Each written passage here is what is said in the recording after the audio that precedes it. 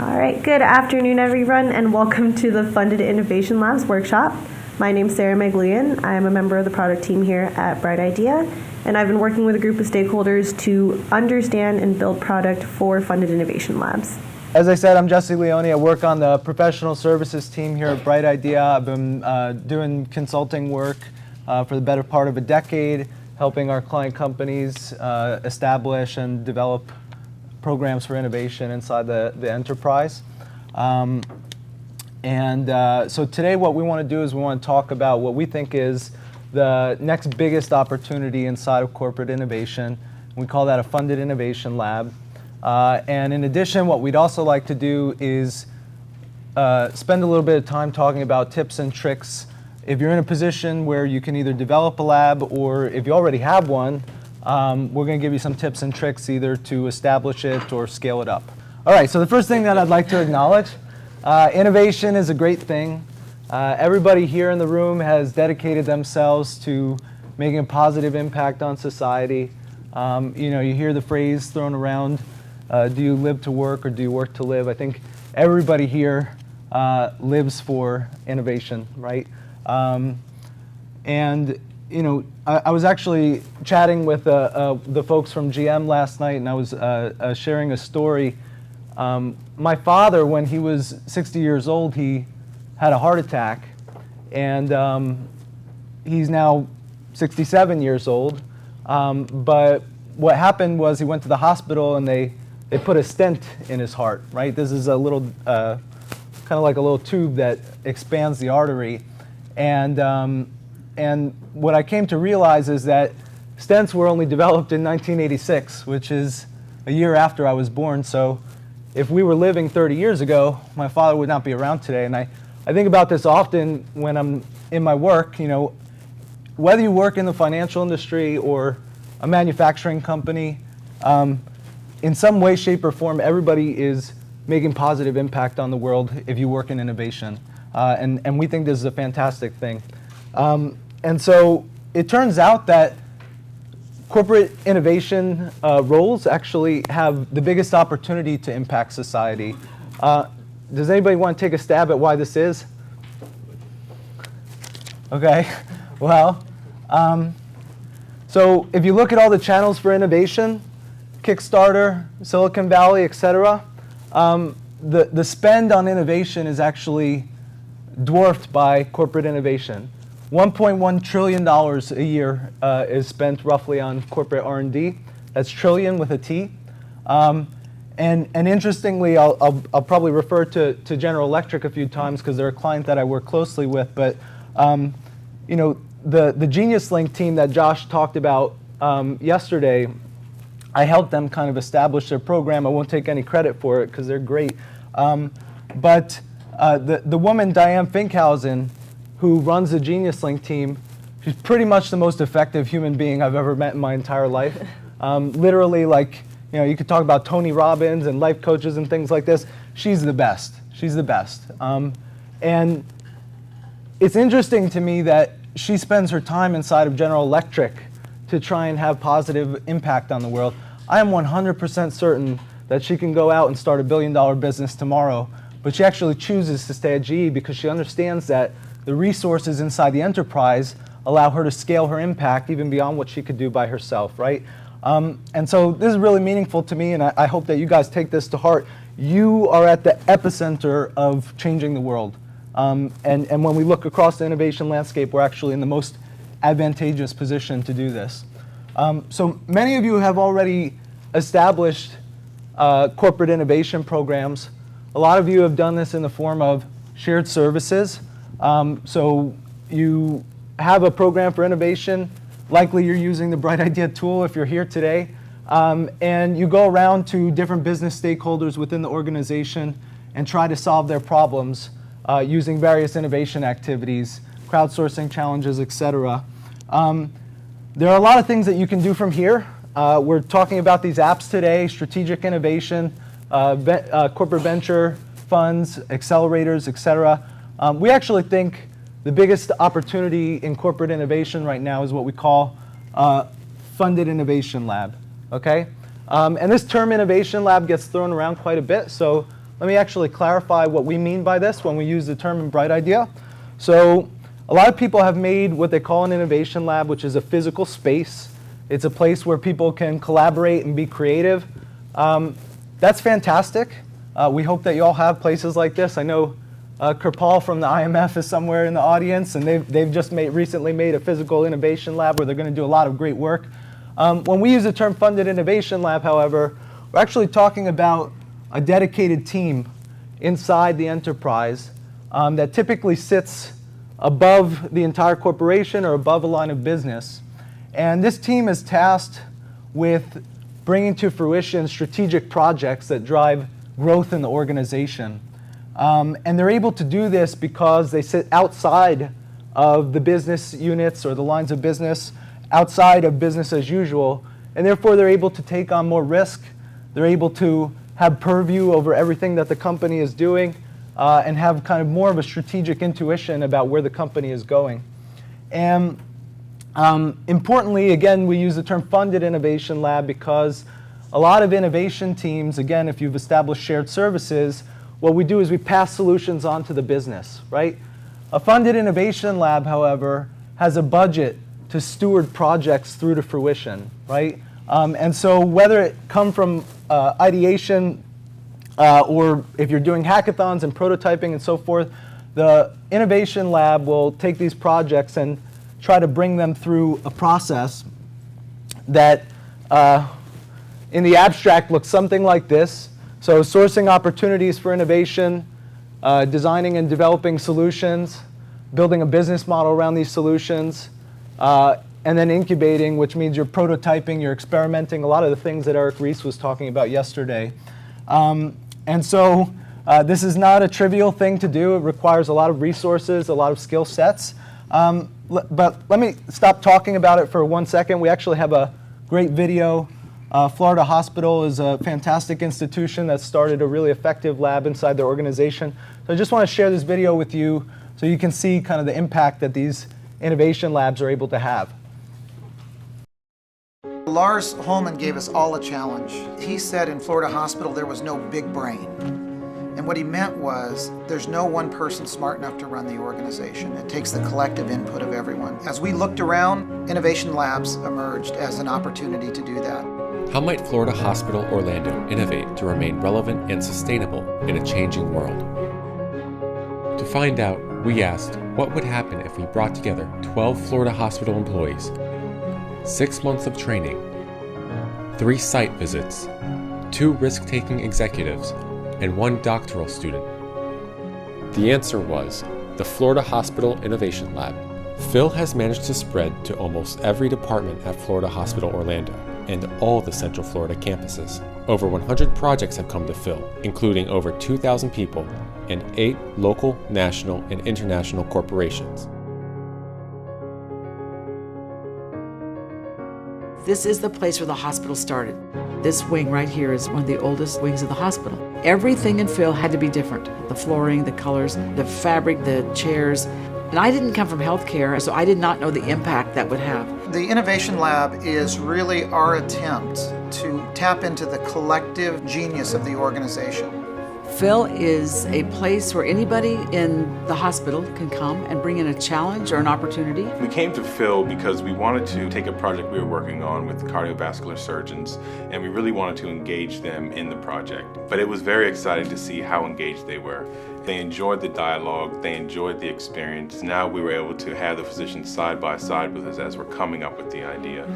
The people that are using the lab and using it often, when you go and you listen to them talk about how they interact with their staff, you're hearing the things that they're learning in the Innovation Lab. That's how they're tackling problems and addressing them on the fly in their units. We really want to understand what the challenge is from the user's perspective. So our challenge was to save $21 million, and we came in with a bunch of preconceived ideas of how that should happen. We started understanding that empathy was very important, but when you actually go gather empathy, there is a whole dimension that you just did not realize existed. Phil is really what the future looks like.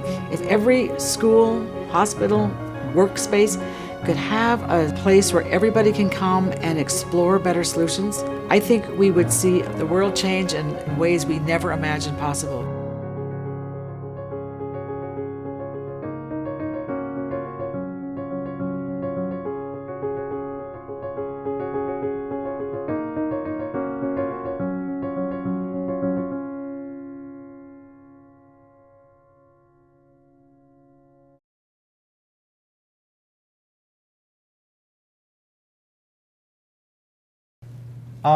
So you can see the level of impact that these organizations, these innovation labs are having on their companies. You know, Florida Hospital, a small institution, but that'll help you get out of bed every day, right? So what we'd like to do now is actually talk about some of the opportunities that exist within your organization that you can leverage either in an effort to make a funded innovation lab, or if you already have one, to scale it up. I'm going to pass it now over to Sarah, and she's going to start talking about some of these opportunities that we see in front of you. Great. Thank you. All right, so like Jesse mentioned, we're going to go through and talk about a couple aspects of funded innovation labs, but then also point out the things that you can leverage. So the skills and the knowledge that you've acquired in running your program so far, as well as the Bright Idea Toolkit that can help you take advantage of this opportunity. And the first thing we want to talk about is funding. Your lab is creating new solutions, new product, and you need the funding for that development of those solutions. If you're in the case where you're spinning up your funded innovation lab, one doesn't exist yet, you need to get that initial funding. And one of the things that you can leverage is your ROI portfolio. So if you've been diligent about tracking your quantitative impact to date, and if you have a couple of those successes of challenges that you've run before, you have the numbers to prove your effectiveness in running innovation initiatives within your organization. So you can leverage this ROI portfolio to make a case for that initial funding. And once you get that initial funding, it needs to be sustained, right? So like Jesse mentioned, all of the projects that are coming through your innovation lab go through several stages of development. You have that initial research, you have a deep dive to form a business model, you begin prototyping, perhaps you make a pilot for an MVP. And throughout all these stages, your lab is going to be funding these projects in incrementally larger amounts. And you're going to need the funds to be able to support that. And so yesterday in our product presentation, we showed a couple of new business impact tools that are going to help you record and report all of that impact and keep all of your stakeholders up to date with where the investments are going, how projects are going along, and where the projected revenues of these projects are going to take you. So we touched on a business impact tab at the project level, and then also business impact dashboards at the pipeline level. So I'm going to go walk through both of those. The first one is the business impact tab. So as you can see, we're on the view idea page, and there's a new tab here for business impact, and you have a section for financial information and a section for non-financial information. And so how do you use this in your lab? So when your project teams are developing ideas, they can come to this tab and begin recording, what's the projected revenue of this? What are the projected costs? Like, what materials are we going to need? How much is it going to cost us? And as they develop the idea further, they can adjust these numbers. You can see a whole version to see how that impact is evolving over time. And your lab team can leverage this information in helping make decisions of what's the right bet here? Does this look promising? And then if a project goes through your pipeline, this is also where your lab team can start recording, this is how much we did for first seed funding. This is how much follow-on funding that's happened. And having all of this data in one central location is a great repository of information. And for the projects that make it through your pipeline, you have this great business impact dashboard that helps you report all that information, right? So this top section here is financial benefits over time. This is where you can start showing all the projected revenue that's coming from your projects. set targets for your lab. I know GE has those really high targets, so maybe they can use this target line. And then as those projects go through to maturity, get adopted, if you keep tracking, you can see how your actuals start to measure up against those projections. And you also have this bottom section here that gives you a great summary of like, what are your top contributing projects? How is all of this financial information distributed across the projects in your lab? So I'm gonna pause there. Does anyone have any questions on this so far? Okay, great. So, oh, yeah. So just a quick clarification, is this the incubate pipeline that we're talking about? Yeah, like so the one that you're showing before? That's the product. Oh, go ahead. No, so this business impact dashboard and the tab that I just showed is actually available across all the pipelines, but for the Funded Innovation Lab, yeah, this is the incubate pipeline right now. Okay, thanks. Yeah, sure. So let's see. Oh, so we're hoping, with your diligence in tracking your ROI and then having these tools to be able to capture it and report on it, that you can make the case for that initial funding and then continue to get sustained funding so you can get these projects through your process. Yep. And if you've been fortunate enough to get funding, or if you already have a lab, one thing that is quite obvious is that making new products and solutions is pretty similar to throwing darts at a dartboard, right? The probability of success is extremely low. Some people go so far as to say less than 15% of products that are taken to market are actually successes. And it's interesting why this is. I think everybody knows about Clay Christensen. He has pioneered, developed, and popularized this theory of disruption. And an interesting thing that I've taken from him is he says, if you were to come into my office, you'd see on the wall a set of books, business theory and innovation theory. And next to these books, you'd see a few empty slots. And that's because we actually don't have all the theories that we need in innovation and in business. And you saw Eric Ries yesterday kind of pioneering the next wave of these theories. But the point is, we don't have all the answers yet. And so the probability of success in your lab is going to be pretty low. And to offset that low probability of success, the Innovation Lab, again, uses this kind of generalized end-to-end process for innovation. So I spoke to it very briefly earlier, sourcing opportunities for innovation, whether that come from the market, your competitors, your corporate strategy, your mission, your brand, et cetera. Picking out those opportunities and developing them, building a business model around them, prototyping and doing experimentation and incubating. And ultimately, these projects are potentially going to be passed back into the business, or you might start a wholly new company, right? You see things like Google X, right? Google doesn't do driverless cars until Google X came around. I know the GM guys are in the room doing similar stuff, but the point is, when a project comes out of Google X, where does it need to go? Sometimes it'll go back into the business. Sometimes it'll drive a wholly new startup. And so for this, we really feel like Ahmad at GM actually just mentioned, you can leverage our Incubate app. So the Incubate app is this end-to-end innovation process. It's meant to imitate all the steps that I just mentioned. So there's a step for discovery, where you're sourcing and ideating around these opportunities. There's a step for research, where you may either be building that business model, or you may be doing things like ethnographic research, or just trying to understand what the opportunity is a little bit more deeply. Prototyping, there's a stage for that where you can track the results of your prototypes, the costs, how effective it was, or the things that need to be fixed. And then ultimately piloting and experimentation and so forth. And we do this iteratively, right? The lean startup methodology is based off of agile development. So we build and test and experiment, and we build and test and experiment, and so on and so forth. And then ultimately we prepare these things for commercialization.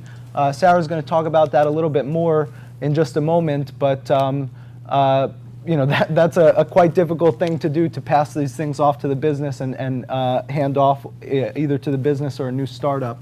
So we really feel like the Incubate app is going to help offset this low probability of success, whereby you can track everything transparently through the process. So I'll just pause here.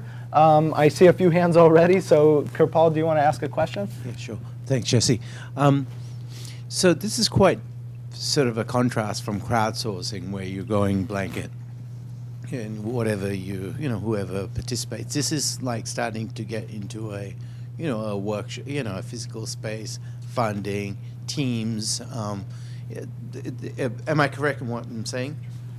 Yeah, so sorry, just to repeat, because it's a little bit hard to hear. The question is, this is a little bit different than crowdsourcing, right, where we're collecting ideas from large groups of the organization. So we're actually going to talk about how these projects get sourced in just a moment, so I don't want to kind of, step on Sarah's toes here, but did you, that was, I think, was setting up your question, yeah, right? Exactly. So what else did you have? So I guess, like what spaces of these, like, I mean, you've got this processes, like, at which point, do you recommend bringing people together in a room, like, or, I'm just trying to sort of understand this process a bit more. Understood. So, again, Sarah's going to talk about kind of the sourcing of projects in just a minute, but I think if we can perceive that the kind of the Innovation Lab team sits above this process and stewards the projects through, they're actually interjecting themselves at every point in the process.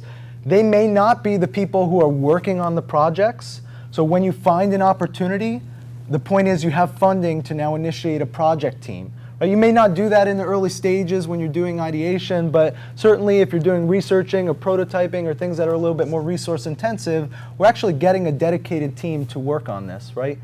So does that answer at least part of your question, and then we'll touch on the sourcing of projects? Okay. Other questions? Again, Russ in the back, go ahead. Hey, so in the top right there, you have the perpetual process. So, I think we can all agree innovation's pretty iterative, right? So what, I guess, tools specific to the platform help facilitate that iteration, right? So let's say you're doing user research, you ask a bunch of customers a bunch of questions, and then, you might want to refine them based on the insights that you find. But it's, I guess, it's linear, but it's in the same step, right? Uh-huh. So how do you guys can help facilitate that in the platform? Yeah. Okay. So the question is, this process seemingly is pretty linear, right? Step to step to step. But in actuality, again, with agile development and so forth, these concepts, this is really an iterative process. So you may be prototyping things and say, holy cow, we have some bad assumptions here. Let's go back and do some research and so forth. So the question from the gentleman at US Bank was, what tools do we have to be able to effectuate this kind of continuous iteration throughout the process? So we can talk more deeply about this. We can send you some emails if you're really curious. But just off the top of my head, there are going to be stage gates here. So these stage gates are potentially like steps of evaluation where you're vetting things and saying, is this ready to pass forward, right? That's kind of like pre-iteration. In terms of iteration, we use a tool called development. Okay, so development is basically a way to append additional information to these projects that are coming through. And with the development tool, it's something that a whole team can work on. So Sarah might be on my project team, she's logging information. I get in there, I see what she's logging, I say, hey, you know what, here's a new assumption that we need to work off of. And then additionally within development, there's versioning. So you can continue to build versions of this additional information, and then you can also go back in history and reflect on what you've done before, right? So again, there's probably some additional tools off the top of my head. It's a little bit hard to answer. We also have the rules engine, which allows you to build some automation and potentially pop ideas forward and back through the process, but hopefully that answers the question at a high level. Other questions? Yeah. Yes, Guillermo, if you could just wait for the mic, please. Okay, so, we've been doing some things, as you know, these are for some years now, and what we find is that when you have projects coming in, they come in at different levels of development. So you don't have to go maybe through discovery or research, and you sort of direct entry a project into that life cycle model you got there. So how do you take into account that in the model? How can we filter out or somehow decide where do I start the process? Okay, so thank you, Guillermo. You've given me a perfect segue to Sarah's next part. So, so again, using the process, we're hopefully going to be able to increase the probability of success. The question from Guillermo here was, things are coming into this process at different phases. So if you've done a crowdsourcing challenge or whatever it may be, you don't necessarily know a priori where the projects are coming into this pipeline. So for this, I'm going to kind of pass it over to Sarah, and she's going to talk a little bit more about that. Yeah. So once you establish your process for bringing your projects through, the next thing is to actually start working on the projects. And for Funded Innovation Labs, the value here is you're bringing new opportunities to your business. So your products are you're making new product, you're finding new markets, you're branching out into a whole new territory.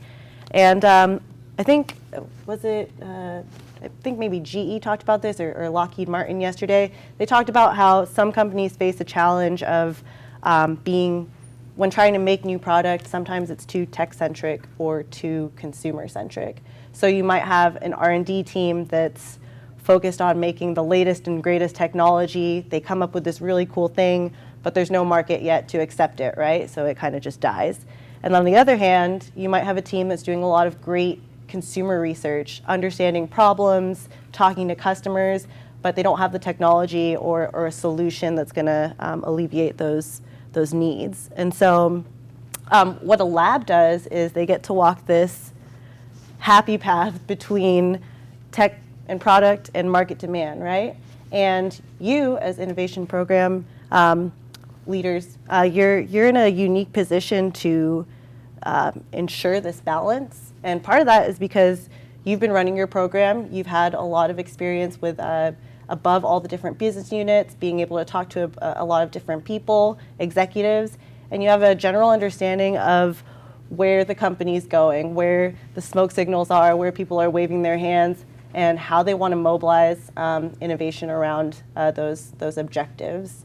And on top of that, you've also been deploying a number of innovation activities, right? And the outputs of these activities are actually a great way or great things that you can feed into your process. So for example, if you ran Understand, you've sparked discussions around consumer needs. What are their pain points? What is the experience like for them? If you've run trend watching, you're up to date with what the latest market trends are, what the latest technologies are. If you've run Optimize, maybe you've been able to identify areas of different business units that are ripe for improvement, ripe for innovation. And then also if you've done a pitch initiative before, there could be some great products out there that have a solid business model that are ready to go, but your company just hasn't had the resources or the time to be able to spark that. And so, between this and your strategic alignment, you can feed that innovation process with strategic growth projects that are going to drive growth for your company in the right direction. Yep. And just to add on to that, to the question that Guillermo had, so the outputs of these processes can be input into your incubate pipeline at any stage of the process, right? So you take a hackathon prototype and you change the pipeline into incubate, and it's going to ask you where do you want to put that, right? Okay, so if you've now got projects, the next thing that you really need to consider is that developing these new solutions is a really risky proposition, okay? There's a lot of bananas on the floor for these innovation labs. And that's because, again, developing new products, we don't really understand all the theories that allows us to do this effectively. Furthermore, we're talking about 6 to 12 to 24 to, however many months it takes to bring a product to that point where you can actually scale it up for commercialization. There's a lot that goes on in that period, right? Market changes, competitors change, assumptions change, your risk factors change, right? Cost change, et cetera. And so to deal with this risk, you really, really need cross-functional skill set. And actually, we believe that the people in the room are among the best suited to be able to offset these risks, right? You guys have all the methodologies in RAM already. You know design thinking. You saw Eric Reese yesterday. You know these lean startup processes. You understand all these concepts that are really, really difficult for the lines of business to grasp. But for you as innovators, you should be able to offset a lot of these risks using the knowledge and the skill sets that you have already today. Okay? Furthermore, we've talked about this team workspace. And I know it was touched on just briefly yesterday, and so I'll expand a little bit. You know, the team workspace is a place where your project teams can collaborate together in a transparent way. You know, they're building off of the information from each other. They're asking each other questions and so forth. And from a risk perspective, you saw Genevieve talk about there's actually a place where we can track riskiest assumptions, right? And so by tracking these riskiest assumptions and by mapping them up to portions of your business model, as you go through that incubate process, you're starting to validate or invalidate some of these assumptions that you have about your risks, right? And you can check the box. Okay, we did an experiment and we realized that the market demand for this is pretty high and the price point that people want to pay is, you know, X dollars per unit, right? And so in doing this, using the team workspace, using your existing skill sets, we really feel like you guys can have an opportunity to offset some of these risks that are inherent in bringing new solutions to market. Questions? Yes, Stephanie. Is the team workspace only available in the Incubate app? Okay, so the question is this team workspace only available in the Incubate app? So the answer is no. It's actually available across all the apps, including your custom app. So if you decide to design your own process, you'll also get to use this team workspace. And then is it very similar to the previous project? Yeah, I would say it's fairly similar. There's a lot of capability. So sorry, the question was, is it similar to a previous project management tool that Bright Idea has been had in the software for a few years now? The answer is yes. It's pretty much an updated design, and it's really geared toward this incubate process, so the abilities that Genevieve shared yesterday to do like business model canvas and so forth, but a lot of the capabilities that you have in projects today are also going to be found in this team workspace. Okay, cool, awesome. Other questions? Cool. Yes, right here. So you talked about the cross section of these different skill sets. Yeah. You know, we've got these design thinkers, we've got these agile guys. Mm-hmm. Are those, so in supplement to them, are we going to talk about those other roles that you think are necessary to have a successful lab? Okay, so the question is, we talked about some of these skill sets. Are we also going to talk about some of the other roles that are kind of necessary to have this lab? I don't think it was intended to kind of have a deep dive at this point in time, but I think in essence, you know, these strategic opportunities that you have are not necessarily going to be homogeneous, right? Products are going to differ, solutions, services. You know, a lot of you guys are working global companies that offer 100 different products. And so as a result, I think some of the skills that we highlighted at the Innovation Lab team level are pretty apt for the roles that you need, right? You'll need potentially somebody to lead the team and really make strategic decisions about which opportunities. A lot of times these lab teams will also kind of meet with executives periodically to try and recalibrate the portfolio of projects, right? So the lab team, I think, is pretty consistent with those skill sets.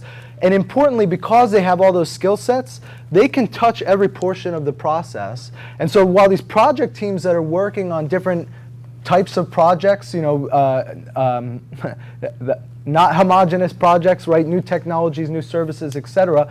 While they may have different skills based on the project, this innovation team can kind of mentor them as needed throughout the process. So if you're working on a new technology and you're prototyping and it's a team of engineers that you so happen to have developed, your design thinking skill set might come in handy, and you may go sit down with those engineers and say, okay, you built a really cool tool, you know, what's the user need here? What's the job to be done, right? So hopefully that answers the question at a high level. We actually do have some of the roles listed out. We have these knowledge base articles that are associated with every app, but for time constraints, we'll just leave it at that. So, Sarah, do you want to take the next part? I'm not sure where we're at on time, so maybe we want to. Yeah, sure. Okay. So once you successfully de-risk a project, you're finally reaching the end of this process, and you have now a product that's ready to be scaled back to the organization for commercialization. And this handoff is a great indicator of success, right? You're creating new product, it's going to the business, it's scaling, but it's also one of the trickiest parts, and that's for a number of reasons. So sometimes, like Jesse mentioned, you're creating a whole new product that maybe a business unit doesn't exist that's ready to adopt it, in which case, you know, if you have to spin up a new business unit, that takes time and resources and a lot of money.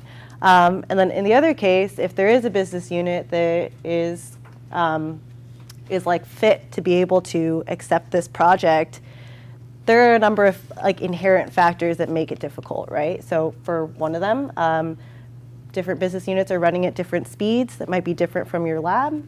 On top of that, the products that you're bringing in, sometimes it can be disruptive, self-disruptive, right? Cannibalistic of whatever is already existing within that business unit. And that can be a huge change that's people aren't, you know, so willingly open to accept.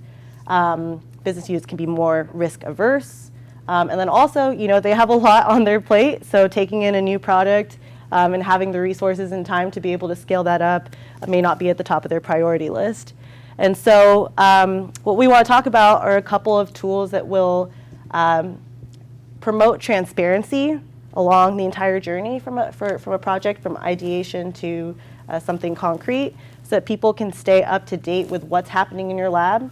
And then if they know ahead of time what's coming down the pike, they can be better prepared to accept it for scaling and commercialization. So like Jesse mentioned, we have this great new team workspace feature. This is great for project teams to be able to collaborate, put all their ideas together, focus on the most risky assumption, but it's also great. It's a whole wealth of knowledge all consolidated in one spot that you can share with other people. So like we showed yesterday, you can export this business model canvas. It's, and then you can also share all of your riskiest assumptions and share that with the stakeholders in your company to show all the research that's gone into this. Like, your team has thought through the channels, your team has thought through the cost structure, your team has been able to resolve all these risks. These are the risks that are still outstanding. And they can take all that knowledge and have some concrete evidence of all the work that's gone into it and why this is a solid business model. And on top of that, we also talked about the project gallery. So this is a cool spot for people to just come and see what cool things your lab is doing. You know, what technologies are you doing? What new markets are you trying to break into?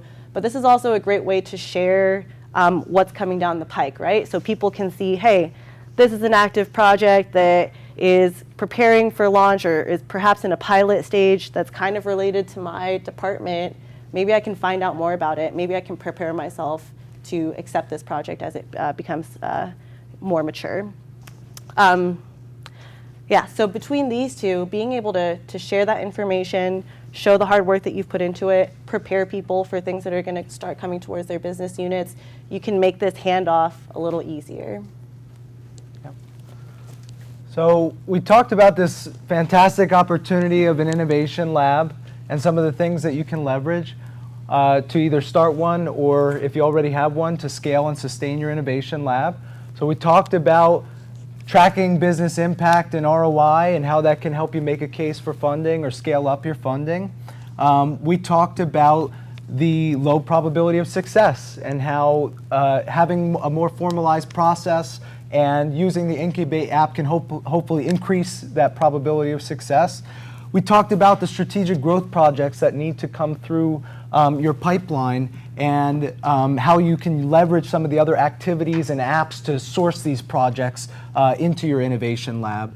We also talked about the risks that are inherent in these projects and how you can use the transparent features to align the organization with what's going on with these projects and effectively de-risk them. And last but not least, we talked about this really tricky aspect of the handoff and how, again, some of these tools for transparency allows you to make that handoff a little bit easier to the organization. So we hope that you are as excited as we are about developing or scaling your innovation lab, and we hope that you go out there and get going and start one. All right, so we'll leave it at that. We'll take some additional questions before we conclude here. Hi, just a question about 3 slides before when you were showing the statuses. Yeah, that one. Yeah. Is there any way in which you can actually visualize the stage of the project for the non-admins to be able to see? So in the step process, you can see exactly where the projects are in the different stages. Is there a way you can visualize that for the normal users instead? Okay, so interestingly, I think you may have noticed there is actually now stages as a filter. So that makes it a little bit more convenient. The question was, is there a way for non-administrators to kind of visualize that stage gate process, right? So we've just introduced the concept of stages in the end user view so people can filter projects by stage. And additionally, we're actually working on a read-only view for the pipeline that is kind of a non-administrator view. So effectively, you can hand this roll-off, this read-only roll-off to other users in the system, and they'd actually be able to see that pipeline view, but not be able to affect any of the projects inside of it. So hopefully that answers the question. Just a quick follow-up to that one. Oh, sorry, can you just use the mic? Just totally related to that, when you said you are creating... Yeah, I'm sorry to interrupt you. Can you just use the microphone? Where you said that you're creating the stage gate? Yes. Where users can see it without being able to move. What's your release time for that or projection? I don't have an answer for that right now. If any of the product team is in the room and can answer that, please. Okay, great. So we have Genevieve, our VP of product there. Hey, guys. So there's 2 things that are in the works. One is farther along than the other.